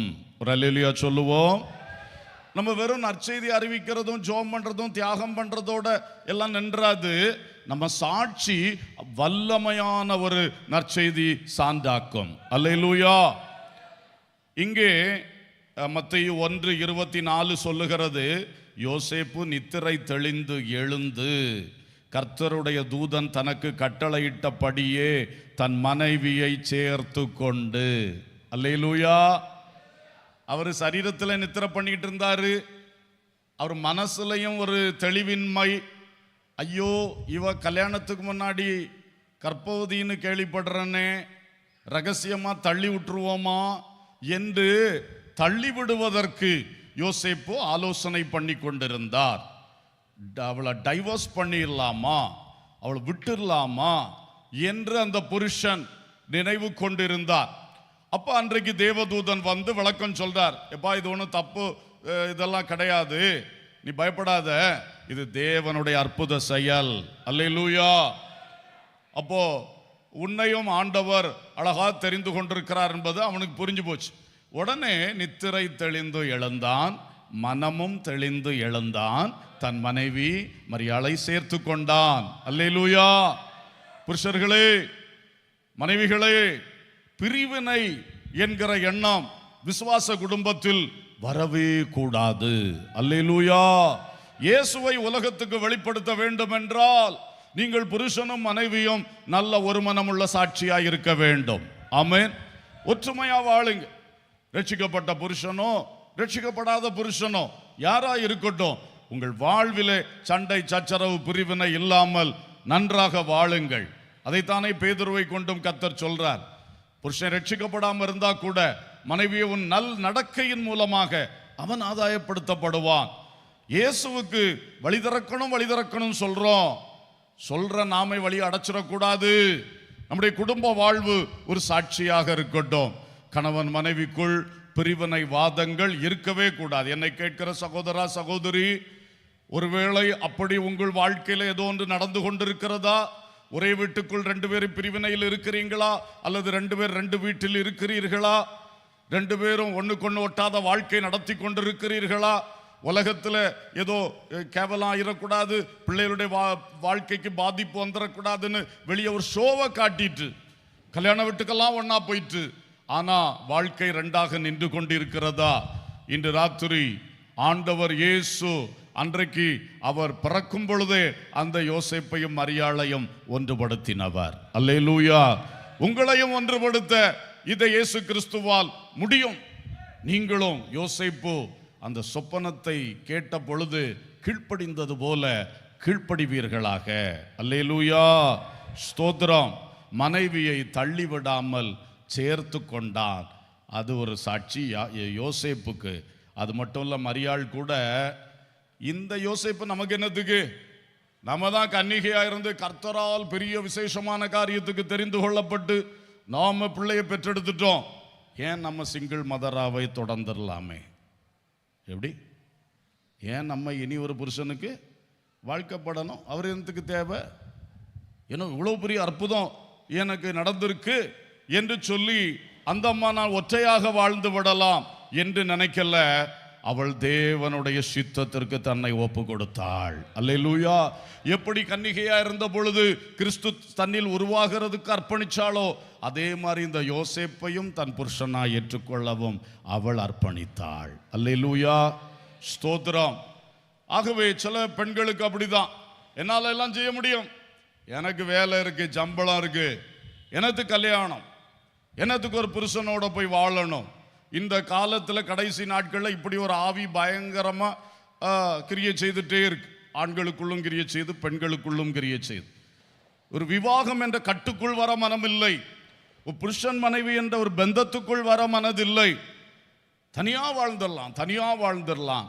அப்படி மேலை நாடுகளில் தனிமையில் வாழுகிறவர்கள் எண்ணிக்கை பெருகி கொண்டிருக்கிறது. இல்ல, கர்த்தர் உன்னை குடும்பமாக வாழும்படி தான் படைத்தார். அல்லேலூயா. நீ தேவனுடைய ஊழியத்து நிமித்தம் அல்லது சிறப்பான ஒரு நோக்கத்து நிமித்தம் தனிமையாய் வாழ தேவனால் அழைக்கப்பட்டால் ஒழிய நீ குடும்பமாகணும். கர்த்தருக்கு ஸ்தோத்திரம். அதற்காக அந்த வயது வரும்பொழுது கர்த்தரிடத்திலே ஜெபம் பண்ணுங்கள், கர்த்தர் உங்களுக்கு தந்தருளுவார். அல்லேலூயா, ஸ்தோத்திரம். அடுத்து பாருங்க, நிறைமாத கர்ப்பிணியா இருக்கும்போது அகஸ்து ராயனுடைய கட்டளையினால் குடிமதிப்பு எழுதணும், சொந்த ஊரில் போய் எழுதணும். இவர்கள் நாசரேத்தில் இருக்கிறார்கள், யூதேயாவில் உள்ள பெத்லகேமுக்கு போகணும். மரியாள், ஐயா நான் நிறைமாத கர்ப்பிணியா இருக்கிறேன், எப்போ பிள்ளை பிறக்குமோ தெரியல, இப்போ போய் இவ்வளவு தூரம் யாத்திரை பண்ண முடியுமா என்று சொல்லல. அந்த யோசேப்போடு கூட நின்றாள். அல்லேலூயா. எதுக்கு இந்த யோசேப்புக்கு ஊர்ல போய் எங்க பேரை சேர்க்கணும், எழுதணும்? அந்த யோசேப்பு இல்லாமலே நான் இயேசுவை பெறதுக்கு போறேனே, அந்த எண்ணங்கள் எல்லாம் ஒரு பொழுதும் அவளுக்குள் வரவில்லை. அல்லேலூயா. அந்த யோசேப்பு மற்றவர்களுக்கு ஒரு புருஷன் கிடைக்கிறது பார்க்கல, இவளுக்கு கொஞ்சம் வித்தியாசம். Joseph was a caretaker. அதான் நம்ம பார்க்கிறோம். அவள் இயேசுவை பெற்றெடுக்கும் வரை அவன் அவளுக்கு புருஷனாக வாழவில்லை. அவன் he was a caretaker. அப்படிதான் அவர் ஒரு பராமரிப்பாளராக இருந்தார். அப்போ மரியாள் ஆனாலும் அவரை எவ்வளவு மதிப்பாக அவர் நன்ற நிலையிலே வைத்திருந்தாள். அல்லேலூயா. யோசேப்பும் அதே போல நற்குணசாலி. கர்த்தருக்கு ஸ்தோத்திரம். அந்த யாத்திரை, கடின யாத்திரை பண்ணி போய் பட்டணத்தில் சேர்ந்த உடனே பெயின் ஆரம்பிச்சிட்டு, கர்ப்ப வேதனை ஆரம்பிச்சிட்டு, டெலிவரி டைம் வந்துருச்சு, சத்திரங்களில் இடம் இல்லை. எங்கே பெற்றெடுத்தாள் என்று பரம ரகசியம் இதுவரைக்கும் வெளிப்படுத்தப்படலை. பெற்றெடுத்து மாட்டு தொழுவத்தில் முன்னணையில் கிடத்தியிருந்தாள். அல்லேலூயா. எதற்கும் அவள் தன்னை ஒப்பு கொடுத்த அந்த குடும்பத்தின் ஒரு மனதை காத்து கொண்டதை நாம் பார்க்கிறோம். அல்லேலூயா. இன்னும் ஒன்று கூட சொல்றேன், சிலருக்கு புரியணும்னு. இயேசு பிறந்த பிறகு இவ்வளவு அற்புதகரமான இயேசு என் வயிற்றில் பிறந்து விட்டார். இனி இந்த யோசேப்போட வாழ்ந்து பிள்ளை பெறது எதுக்கு? நான் என்றைக்கும் இந்த நிலையில் வாழ்வேன். அப்படி அதிக பரிசுத்தம் காட்டவும் இல்லை. அவள் திரும்ப யோசேப்போடு கூடி வாழ்ந்து குமாரரையும் குமாரத்திகளையும் பெற்றாள். இந்த வார்த்தையை கவனிச்சு கொள்ளுங்க. ஏன்னா இதை பற்றிலாம் தவறான உபதேசங்கள் சொல்லப்பட்டு வருகிறது. மரியாள் இயேசுவை பெற்றெடுத்த பிறகு தன்னை திரும்பவும் தேவ சித்தத்துக்கு தன்னை தாழ்த்தி ஒப்பு கொடுத்து யோசேப்பு இல்லாமலே ஒரு பிள்ளையை பெற்று அற்புத பிறவி இயேசு பிறந்தார். ஆனா இனி எல்லாரை போல யோசேப்போடு கூடி குமாரரையும் குமாரத்திகளையும் பெற்றெடுக்கத்தக்க ஒரு அர்ப்பணிப்பு. சிலரெல்லாம் கொஞ்சம் அவங்களுக்கு ஆண்டவர் ஒரு கிருபையை கொடுத்தோடனே, வரத்தை கொடுத்தோடனே, வல்லமையை கொடுத்த உடனே அதிக பரிசுத்தம் காட்டிடுவார்கள். புருஷனை மதிக்க மாட்டார்கள், மனைவியை ஏனென்று கேட்க மாட்டார்கள். இந்த அம்மா அப்படி அல்ல. உத்தமமாய் குடும்பத்தின் ஒரு மனதை காத்து குடும்பத்தில் கடைசி வரை நல்ல சாட்சியாக இருந்தார்கள். அல்லேலூயா, அல்லேலூயா. இன்றைக்கு நாம் ஒவ்வொருவருக்கும் இந்த குடும்பத்தின் சாட்சி, குடும்பத்தின் ஐக்கியம் மிக முக்கியம். ஏனென்றால் நாம் கிறிஸ்துவை உலகுக்கு வெளிப்படுத்த வேண்டியவர்கள். ஆமென். அடுத்தது இரண்டாவது, மரியாள் எலிசபெத்தோடு கொண்டிருந்த ஐக்கியம். எலிசபெத்து ஊழியருக்கு அடையாளம்னு ஏற்கனவே சொன்னேன். ஒரு விசுவாசி தன் குடும்பத்தின் ஐக்கியத்தை காத்துக்கொள்ளணும். இரண்டாவது, ஒரு விசுவாசி ஊழியரோடுள்ள ஒரு ஐக்கியத்தை வைத்துக் கொள்ளணும். நடந்தது என்ன? லூக்கா 1:39. அந்நாட்களில் மரியாள் எழுந்து மலை நாட்டிலே யூதாவில் உள்ள ஒரு பட்டணத்திற்கு தீவிரமாய் போய் சகரியாவின் வீட்டுக்குள் பிரவேசித்து எலிசபெத்தை வாழ்த்தினாள். அல்லேலூயா. இவளுக்கு இந்த நற்செய்தி கிடைத்து இயேசு இவள் வயிற்றில் உருவாக ஆரம்பித்த நேரம், இவ உடனே ஒரு பயணம் கலிலேயாவிலிருந்து யூதேயாவுக்கு புறப்பட்டு போய் அவள் அங்கே தன் இனத்தாளாகிய எலிசபெத்தை சந்தித்து அவளை வாழ்த்தினாள். அல்லேலூயா. என்ன அழகு பாருங்கள். கிறிஸ்து உன்னில் உருவாக தொடங்கின உடனே உனக்கு ஒரு ஊழியருடைய ஐக்கியம் வேணும், ஒரு சபை ஐக்கியம் உனக்கு தேவை. மரியாள் ஓடோடி சென்று, யாத்திரை தூரத்தை பார்க்கல. நாசரேத்து ஒரு மாகாணத்தில் இருக்கு, அந்த சகரியா இருந்த வீடு யூதேயா மாகாணத்தில் இருக்கு. கலிலேயாவிலிருந்து யூதேயா மாகாணத்துக்கு யாத்திரை செய்தாள். கர்த்தர் உன்னை வைத்த சபை எத்தனை தூரத்தில் இருந்தாலும் சரி, நீ அந்த சபையில் வந்து ஐக்கியம் கொள்ள வேண்டும். அல்லேலூயா. உங்களுக்கு தேவன் நியமித்த மேய்ப்பன் யார்? அந்த மேய்ப்பனோடு ஐக்கியம் இருக்க வேண்டும். அல்லேலூயா. அந்த மேய்ப்பன் சின்ன வயதா இருக்கலாம், பெரிய வயதா இருக்கலாம், படித்தவரா இருக்கலாம், படிக்காதவரா இருக்கலாம், அனுபவத்தில் கூடினவரோ குறைந்தவரோ இருக்கலாம். கர்த்தர் நமக்காக தந்தவர். அந்த ஐக்கியம் நமக்கு இருக்கும் பொழுதுதான் இந்த இயேசுவை அழகாய் பெற்றெடுத்து உலகுக்கு வெளிப்படுத்த முடியும். அல்லேலூயா. அதை மரியாள் அழகா செய்தார். 56ஆம் வசனத்தில் சொல்லி இருக்கு, மரியாள் ஏறக்குறைய 3 மாதம் எலிசபெத்துடனே இருந்து தன் வீட்டுக்கு திரும்பி போனாள். அல்லேலூயா. எலிசபெத்தினுடைய 6ஆம் மாதத்திலிருந்து 9ஆம் மாதம் வரைக்கும் மரியாள் கூட இருந்தாள். அல்லேலூயா. அப்புறம் இவ வீட்டுக்கு போனோடனே அவள் பிள்ளை பெற்றாள். அல்லேலூயா. என்ன ஒரு அழகான ஊழியர் விசுவாசி ஐக்கியம். இது நமக்கு மிக மிக தேவை. அது மட்டுமல்ல, அவர்கள் குடும்ப ஐக்கியத்தையும் ஊழியரோடுள்ள ஐக்கியத்தையும் வைத்திருக்கும் பொழுதே தேவனோடுள்ள ஐக்கியத்தில் மிக சிறப்பாக இருந்தார்கள். அல்லேலூயா. அது முக்கியம். சிலர் குடும்பத்தில் எல்லாம் கரெக்டு, ஊழியரோடு அல்லது சபையோடு உள்ள ஐக்கியம் எல்லாம் கரெக்டு, ஆனா தேவனோடு நேரடி தொடர்பு இல்லை. மரியாள் அப்படி அல்ல. அவள் எப்பொழுதும் தேவனோடு அவளுடைய உறவை காத்து கொண்டாள். குறிப்பாக எலிசபெத்து வீட்டில் போய் இவ வாழ்த்தினதும் அவ வயிற்றில் இருந்த பிள்ளை துள்ளுது பரிசுத்த ஆவியினால. அவ தீர்க்க தரிசனம் சொல்றா. அப்புறம் இவள் பாட்டு பாடினாள். அல்லேலூயா. இவள் பாட்டு ரொம்ப அழகு. லூக்கா 1:46 தொடங்கி 55ஆம் வசனம் வரைக்கும் நீண்ட ஒரு அழகான பாடலை பாடி கர்த்தரை அவள் மகிமைப்படுத்தினாள். அல்லேலூயா. கிறிஸ்துவுக்கு ஊழியம் செய்கிறவர்களே, கிறிஸ்துவை மகிமைப்படுத்த மறக்காதிருங்கள். கிறிஸ்துவை பாடி மகிழ மறக்காதிருங்கள், கிறிஸ்துவை ஆராதிக்க மறக்காதிருங்கள், கிறிஸ்துவை துதிக்க மறவாதிருங்கள். அல்லேலூயா. சிலருக்கு ஊழியம் ஊழியம் ஊழியம் ஓடியாச்சுன்னா சிந்த முழுசும் ஊழியம்தான், செயல் முழுசும் ஊழியம்தான். ஆண்டவரை மகிமைப்படுத்துகிற அனுபவங்கள் குறைஞ்சி போகும். மரியாளுக்கு அது குறையவே இல்லை. அல்லேலூயா. கிறிஸ்துவை பெற்றெடுக்கிற ஊழியம் மகா பெரிய ஊழியம். அதுதான் நம்முடைய கைகளிலும் தந்திருக்கிறார். ஆனால் நாம் ஒரு பக்கம் அந்த ஊழியத்தை செய்யும் பொழுது, கிறிஸ்துவுக்கு வழியை திறக்கும் பொழுது, கர்த்தரை பாடி ஆராதிக்கிற மக்களாய் இருப்போம். அல்லேலூயா. கர்த்தரை நாம் ஆவியினால் மகிமைப்படுத்துகிற மக்களாய் இருப்போம். வெறும் சரீரத்தால் மட்டும் கர்த்தரை மகிமைப்படுத்துகிறவளா இராதபடி உங்கள் ஆவியினாலும் கர்த்தரை மகிமைப்படுத்துங்கள். அல்லேலூயா. கிரயத்துக்கு கொல்லப்பட்டீர்களே, உங்கள் ஆவியினாலும் உங்கள் சரீரத்தினாலும் தேவனை மகிமைப்படுத்துங்கள். ஹல்லேலூயா. இந்த அனுபவமும் வேண்டும். மரியாளுக்கு ஒரு விசுவாசி என்ற நிலையில் அவள் வெளிப்படுத்துகிற சத்தியம், குடும்பத்தில் நல்ல ஐக்கியம், நல்ல சாட்சி, ஊழியர்களோடு நல்ல உறவு, நல்ல சாட்சி, தேவனோடு சரியான உறவு. அவருடைய பாடல் தீர்க்க தரிசன வார்த்தைகளாக இருக்கிறது. இப்போ டைம் இல்லாதனால நான் அதை விளக்கி சொல்லவில்லை. இனி எலிசபெத்தினுடைய காரியத்தை பார்ப்போம். ஒரு ஊழியருடைய ஐக்கியம். எலிசபெத்துக்கு சகரியாவோடு அல்லது குடும்பத்தோடு நல்ல ஐக்கியம். அதுக்கு சாட்சி பைபிள்லே இருக்கு. லூக்கா 1:6. அவர்கள் இருவரும், அதாவது சகரியாவும் எலிசபெத்தும், கர்த்தர் இட்ட சகல கற்பனைகளின்படியேயும் நியமங்களின்படியேயும் குற்றமற்றவர்களாய் நடந்து தேவனுக்கு முன்பாக நீதி உள்ளவர்களாயிருந்தார்கள். ஒரு அல்லேலூயா சொல்லுவோம். இது மாதிரி ஒரு சாட்சி யாருக்கும் கிடைச்சதான்னு தெரியல. பைபிள்ல அப்படியே எழுதி வச்சிருக்கு. அவங்க ஒரு இதிலும் குற்றம் இல்லை.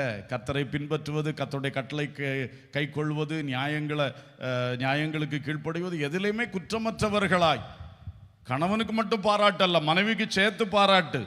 எப்படிப்பட்ட ஒரு ஆசாரிய குடும்பம், ஒரு ஊழியர் குடும்பம். அல்லேலூயா. குடும்பத்தில் சாட்சி உள்ள நல்ல ஒரு ஊழியர் குடும்பத்துக்கு அடையாளமாய் எலிசபெத் இருக்கிறார். ஊழியர்களும் எப்பொழுதும் நம்மை குறித்தும் கவனமாக இருந்து காத்துக்கொள்ள வேண்டும். அடுத்தது பாருங்கள், மரியாளோடு எலிசபெத்துக்கு இருந்த ஐக்கியம். அல்லேலூயா.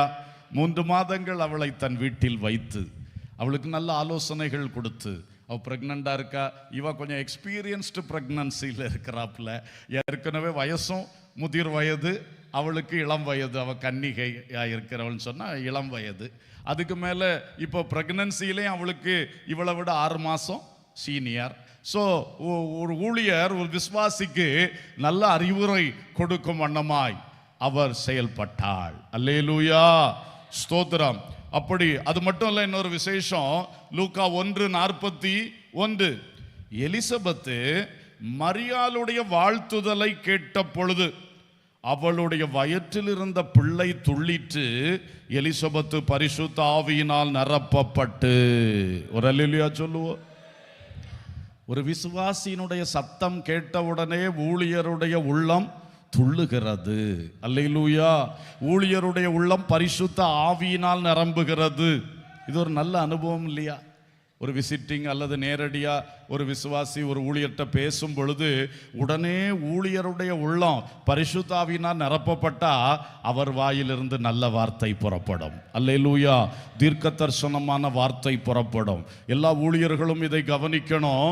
ஒரு விசுவாசி தங்களுடைய பாடுகளை பேசி கொண்டிருக்கும் பொழுது நாம் வேற ஏதோ சிந்திச்சுட்டு இருக்கக்கூடாது. அவர்கள் தங்களுடைய காரியங்களை சொல்லிட்டு இருக்கும் பொழுது நம்ம உலக பிரகாரமாக நம்மளும் சிந்திச்சுட்டு ஒரு பதில் கொடுக்க ஆயத்தமாக கூடாது. அவர்களுடைய சத்தம் கேட்கும் பொழுது அவர்கள் பேச பேச நாம் பரிசுத்த ஆவியினால் நிரம்பி கொண்டிருக்கணும். அல்லேலூயா. ஆனால் அவங்க பேச பேச நம்ம அந்நிய பாஷையில் சத்தம் போட்டுட்டு இருக்கணும்னு அவசியம் இல்லை. சிலர் நினைக்கிறது பரிசுத்த ஆவியில் நிரம்புறதுனாலே அந்நிய பாஷை நினைக்கிறா. அப்படி கிடையாது. ஆவியில் நிரம்புவது என்பது நம்முடைய சிந்தனையை, நம்முடைய சித்தம், உணர்ச்சியெல்லாம் ஆவியானவருக்கு கொடுக்கிறது, அவர் நிரப்புகிறது. அப்போ அந்த ஆத்மாவுக்கு, அந்த விசுவாசிக்கு, அந்த குடும்பத்துக்கு என்ன ஆலோசனை கொடுக்கணும் அதை ஆவியானவர் தருவார். அல்லேலூயா. எந்த சூழ்நிலையிலும் நாம் எந்த ஒரு ஊழியத்துக்கு போயிருக்கோம், பிரச்சனை தீர்க்கிற ஒப்புரவாக்குற ஊழியமா, ரட்சிப்புக்குள்ள நடத்துகிற ஊழியமா, சத்தியத்தை சொல்லி சத்தியத்துக்குள்ள நடத்துகிற ஊழியமா, அல்லது நீதியை படிப்பிக்கிற ஊழியமா, நிறைய ஊழியங்கள் இருக்கே. எதை செய்ய போகிறோம்? என்கரேஜ் பண்ற, தாங்கி நிறுத்துகிற ஊழியமா? எந்த ஊழியமானாலும் அவர்கள் வாய் திறந்து பேசும் பொழுது நமக்குள் பரிசுத்த ஆவியின் நிறைவு வந்துகிட்டு இருக்கணும். அல்லேலூயா. மரியாளுடைய சத்தம் கேட்டவுடனே எலிசபெத்துடைய உள்ளம் பரிசுத்த ஆவியினால் நிரப்பப்பட்டது. அல்லேலூயா. அவ பிள்ளையே துள்ளிட்டு, யோவான் அவனும் ஆவியினால இந்த தாய் நிமித்தமா நிரப்பப்பட்டிருக்கான். அல்லேலூயா. பிரெக்னன்ட் லேடிஸ் கவனியுங்கள். நீங்க பிரெக்னண்டா இருக்கும் பொழுது நல்லா ஆவிக்குள்ளாகி கொண்டிருங்கள். அப்பொழுது உங்கள் லேபர் டைம் ஈஸியா இருக்கும். ஆமென். டெலிவரி டைம் மிக ஈஸியா இருக்கும். ஆண்டவர் அற்புதமாய் நார்மல் டெலிவரி தருவார். அல்லேலூயா. அதனால பிரெக்னன்சி ஆன உடனே அதிகமா கர்த்தரை துதிக்க, கர்த்தரை ஸ்தோத்தரிக்க, ஆவியில் நிரம்ப, அந்நிய பாஷைகளை பேச, இப்படியே இருக்கணும். அல்லேலூயா. ஸ்தோத்திரம். உங்க பிள்ளைக்கு மேல கூட அந்த கிருபை இறங்கும். அது நாளைக்கு வாழ்நாள்ல சாட்சியா இருக்கும். அல்லேலூயா.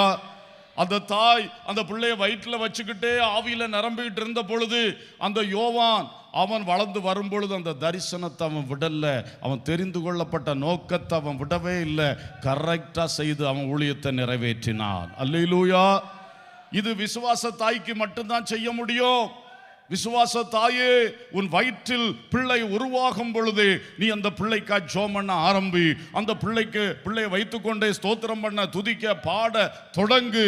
அது உனக்கும் உன் சந்ததிக்கும் ஆசீர்வாதமாக இருக்கும். அல்லேலூயா. ஸ்தோத்திரம். அப்போ எலிசபெத் என்கிற ஊழியர் குடும்பத்தில் நல்ல ஐக்கியம், விசுவாசியோடு நல்ல ஐக்கியம், தேவனோடு நல்ல ஐக்கியம். அல்லேலூயா. ஏன்னா அவ தீர்க்க தரிசனம் சொன்னா பாருங்க. இந்த மரியாள் வந்து வாழ்த்தினவுடன் அவ சொன்ன வார்த்தை லூக்கா 1:42, உரத்த சத்தமாய், ஸ்திரீகளுக்குள்ளே நீ ஆசீர்வதிக்கப்பட்டவள், உன் கர்ப்பத்தின் கனியும் ஆசீர்வதிக்கப்பட்டது. என் ஆண்டவருடைய தாயார் என்னிடத்தில் வந்தது எனக்கு எதனால் கிடைத்தது? இதோ நீ வாழ்த்தின சத்தம் என் காதில் விழுந்த உடனே என் வயிற்றில் உள்ள பிள்ளை களிப்பாய் துள்ளிற்று. விசுவாசித்தவளே பாக்கியவதி, கர்த்தராலே அவளுக்கு சொல்லப்பட்டவைகள் நிறைவேறும் என்றாள். நல்ல ஒரு தெளிவான தீர்க்க தரிசனம் ஊழியர் வாயிலிருந்து வந்தது பாருங்க. அவர் சொன்னா, என் ஆண்டவருடைய தாயார் என்னிடத்தில் வந்திருக்கிறார். அவளுக்கு எப்படி தெரியும்? இவளுக்கு தெரியும் நீ இயேசுவை பெற்றெடுக்க போறாய். எலிசபெத்துக்கு எப்படி தெரியும்? அப்போ தீர்க்க தரிசனத்தில் அவ சொல்றா, நீ மரியாள், நீ பெற்றெடுக்க போறது ஆண்டவராய் இயேசு கிறிஸ்துவை மனுஷ உருவில் பெற்றெடுக்க போகிறாய். நீ என்னிடத்தில் வந்திருக்கிறாய். ஒரு விசுவாசியை குறித்து என்ன தெளிவான ஒரு தீர்க்க தரிசனம். நீ ஸ்திரீகளுக்குள்ள ரொம்ப பாக்கியவதியாக்கும். எந்த ஸ்திரீ கிடைக்காத பாக்கியம், ஆசீர்வாதம் உனக்கு கிடைத்திருக்கிறது. அதனால நீ விசுவாசித்திருக்கிற, நீ பாக்கியவதி, உனக்கு கர்த்தரால் சொல்லப்பட்டவைகள் நிறைவேறும் என்று நல்ல ஒரு தீர்க்க தரிசனம் சொன்னாள். அவள் தேவனோடு அந்த உறவில் இருந்ததுனால, பரிசுத்த ஆவி இன்னும் ஊற்றப்படாத காலத்திலே பரிசுத்த ஆவியினால் நிரப்பப்பட்டவளாய் இருந்ததுனால அவள் தேவ உறவில் பலமுள்ளவளாக இருந்தாள். ஹல்லேலூயா. சில காலம் சில இடங்களில் பரிசுத்த ஆவியின் நிறைவு பயங்கரமா இருக்கும். சும்மா வரப்போற எல்லாரும் அபிஷேகம் பெற்றுருவாங்க. சில காலம் கொஞ்சம் ட்ரையா இருக்கும். இது ஒரு நமக்கெல்லாம் கொஞ்சம் ட்ரை காலம் மாதிரி தான் சொல்ல வேண்டியிருக்கு. ஆனால் இந்த காலத்திலும் அப்பொழுது எலிசபெத் இருந்தது போல பரிசுத்த ஆவி ஊற்றப்படும் அல்ல வல்லமையாக கிரியை செய்கிற காலமா, எழுப்புதலின் காலமா, எழுப்புதல் இல்லாத காலமா, எப்பொழுதும் நாம் பரிசுத்த ஆவியில் நிரப்பப்படுகிற தேவ உறவில் இருப்போமாக. அல்லேலூயா, அல்லேலூயா. ஸோ இந்த காரியங்களை மனதில் கொள்ளுங்கள். எது உங்கள் காது வழியாய் உங்கள் உள்ளத்துக்குள் ஆவியானவர் போட்டாரோ அந்த வார்த்தை எடுத்து செல்லுங்கள். கிறிஸ்து உங்களில் உருவாகட்டும். கிறிஸ்துவுக்காக வழி திறக்கிறவர்களாக நீங்கள் காணப்படுங்கள். குடும்பத்தோடு, ஊழியரோடு, விசுவாசியோடு, தேவனோடு நல்ல ஐக்கியம் வைத்து கொள்ளுங்கள். கர்த்தர் நம்மை ஆசீர்வதிப்பார். எல்லாரும் கண்களை மூடி கர்த்தரை நாம் நோக்கி பார்ப்போம். கர்த்தரை நோக்கி பார்ப்போம். ஜெபம் முடித்தோன்னு எழும்பி பெயரக்கூடாது.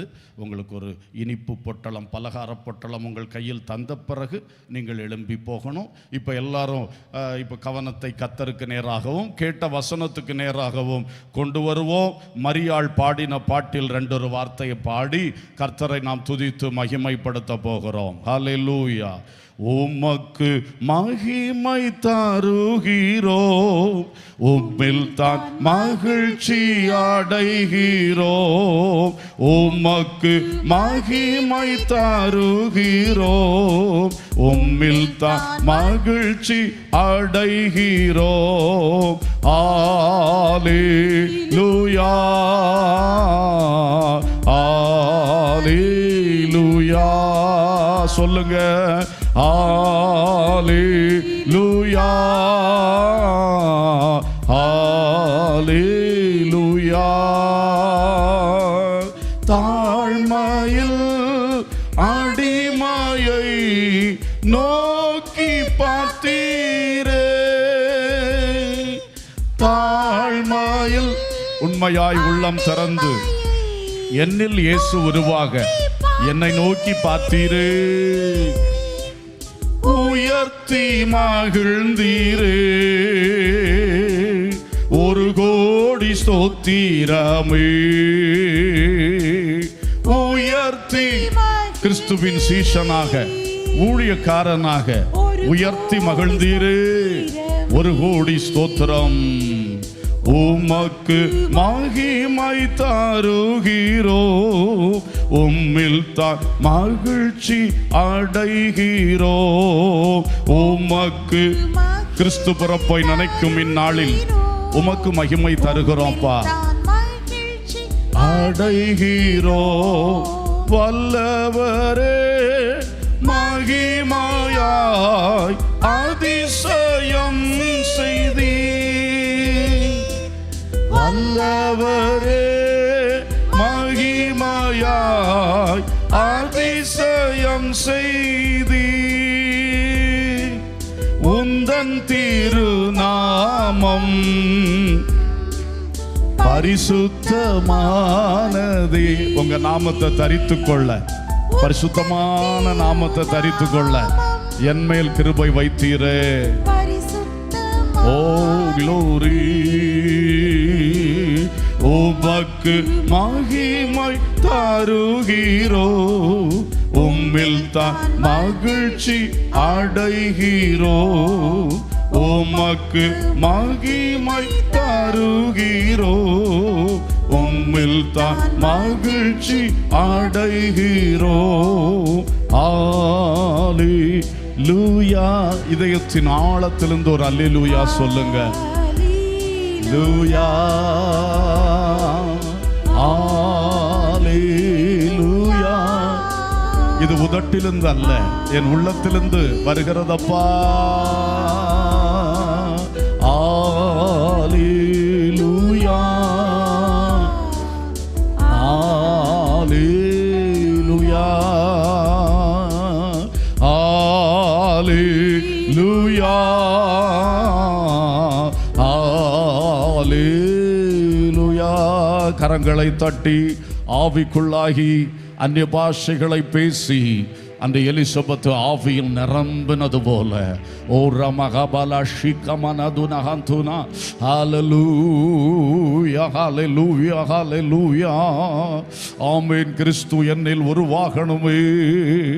ஆமென். மனம் திரும்புதல், ஞான ஸ்நானம், பரிசுத்த ஆவியின் நிரப்புதல் எங்கள் ஒவ்வொருவருக்குள் நிறைவாய் நிறைவாய் வல்லமையாய் மகிமையாய் லிகபா கபா ஷபாபா ரதுலஹந்துனா ஓலபரா ஷிபலா துனஹந்துனா ஷிபாபா ரபஷி. எல்லாரும் வாய் திறந்து கர்த்தரை மகிமைப்படுத்துங்கள், மகிமைப்படுத்துங்கள். சும்மா அறகுறையா ஜெபம் பண்ணிட்டு வீட்டுக்கு எழும்பி போகாது. கர்த்தரை மகிமைப்படுத்து. கர்த்தருக்கு நேராய் உன் உள்ளத்தை திருப்பு. ஹல்லேலூயா. வீட்டில் போய் என்ன செய்யணும் என்கிற சிந்தை இப்பொழுது அல்ல. இப்பொழுது கர்த்தரை துதி, கர்த்தரை மகிமைப்படுத்து. லிகபரா ஷிபுலா துனஹன்சுனா லிஃபரபா ஷிகமனா துனஹந்துனா ரியாலபா ஷிலபா. ஹல்லேலூயா ஹல்லேலூயா. நான் கர்த்தருக்கு வழியை திறக்கணுமே, நான் கர்த்தருக்கு வழியை ஆயத்தம் பண்ணணுமே. அநேக ஆத்துமாக்கள் ரட்சிக்கப்படுவதற்கு, இயேசு அநேக ஆத்துமாக்களுக்குள் வருவதற்கு நான் காரணமாய் மாறணும். அந்த யோவானுக்குள் வைத்த அபிஷேகத்தை எனக்குள்ளும் வைத்து விடுவீராக, எனக்குள்ளதை வெளிப்பட செய்வீராக. உலப கபார் ஆஷுத்தனா.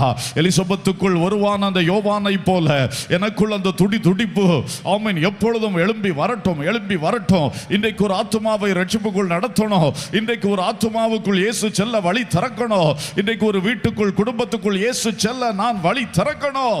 என் ஜெபத்தால் நற்செய்தி அறிவிக்கிறதுனால், என் தியாகத்தால், என் உழைப்பால், ஆமென், என் அர்ப்பணிப்பால், ரிகா ஷிகுலா துனா சந்துனா உரபா ஷிபலா துனா ஹத்துரா ஷிகபலா துனஹா. Hallelujah, hallelujah, hallelujah.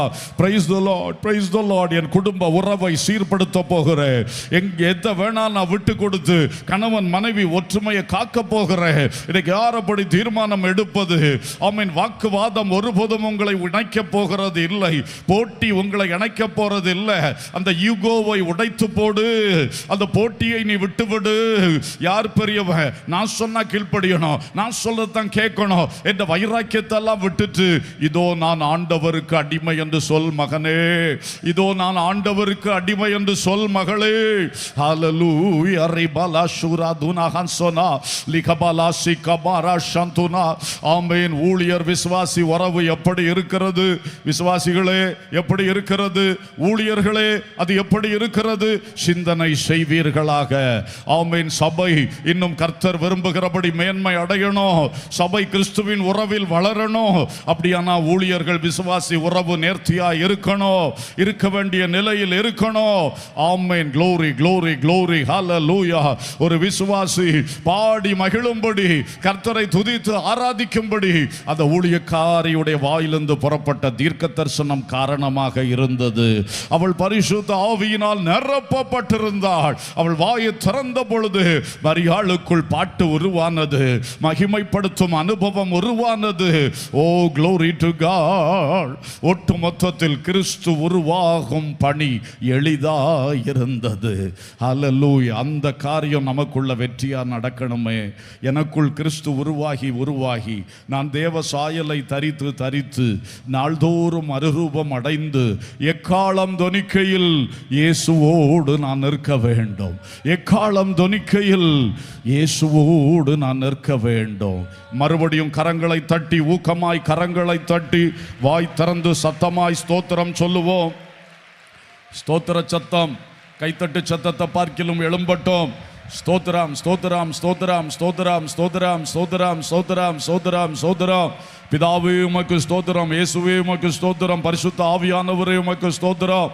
Hallelujah, hallelujah, ஹல்லேலூயா. ஆமென், ஆமென், ஆமென்.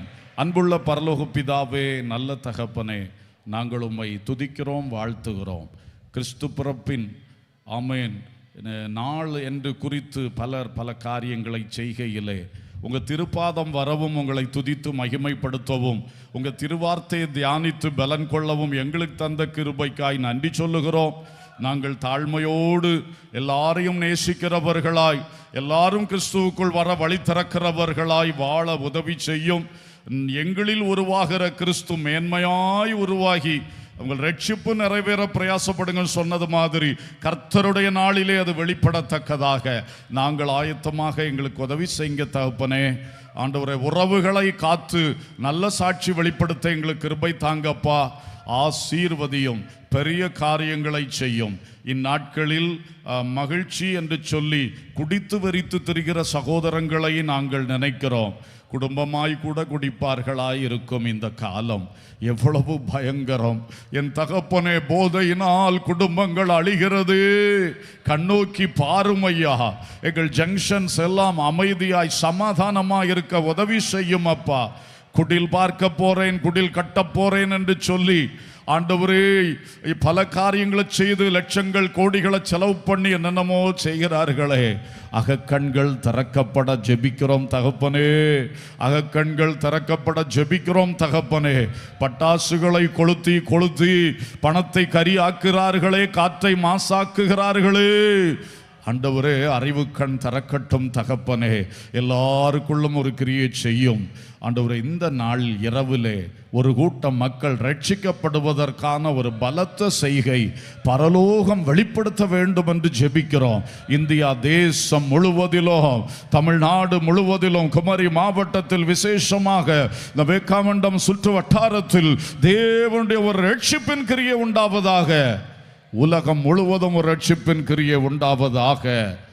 ஆசீர்வதியும். தேவ கிருபை வெளிப்படட்டும். எல்லாருக்கும் பாதுகாவல், ஆரோக்கியம் தந்து நடத்தும். துதி கனம் மகிமை உமக்கே ஏறெடுக்கின்றோம். இயேசுவின் நாமத்தில் கேட்கிறோம் ஜீவனுள்ள பிதாவே, ஆமேன். என் ஆத்துமாவே கர்த்தரை ஸ்தோத்திரி, என் முழு உள்ளமே அவருடைய பரிசுத்த நாமத்தை ஸ்தோத்திரி. என் ஆத்துமாவே கர்த்தரை ஸ்தோத்திரி, அவர் செய்த சகல உபகாரங்களை மறவாதே, ஆமேன். நம்முடைய கர்த்தராகிய இயேசு கிறிஸ்துவின் கிருபையும் பிதாவாகிய தேவனுடைய அன்பும் பரிசுத்த ஆவியானுடைய ஐக்கியமும் சிநேகமும் வழி நடத்துதலும் பாதுகாவலும் நம் அனைவரோடும் எல்லா தேவ பிள்ளைகளோடும் தொடர்ந்து நிலைத்திருப்பதாக, ஆமேன்.